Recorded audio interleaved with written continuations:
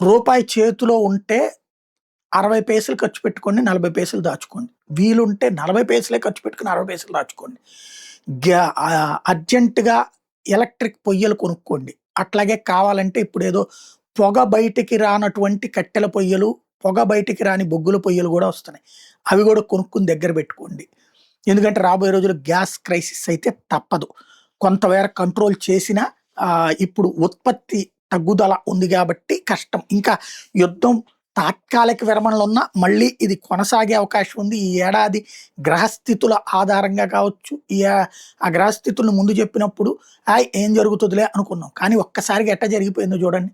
కాబట్టి గ్రహస్థితుల ఆధారంగాను ఏడాదికి ప్రమాదం ఉంది. అదే సందర్భంలో వీళ్ళ వ్యవహార శైలి రీత్యా కూడా ఇప్పుడు ఇరాన్‌ని విజేతగా ప్రకటించడానికి అమెరికా, ఇజ్రాయెల్ సిద్ధంగా ఉండదు.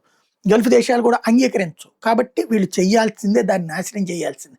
తనను తాను రక్షించుకోవడానికి అది తిరుగుబడాల్సిందే, తప్పదు. కాబట్టి యుద్ధపు ఇంపాక్ట్‌తో వ్యాపార, వాణిజ్య, ఉద్యోగాలకి సంబంధించిన సమస్యలొస్తాయి.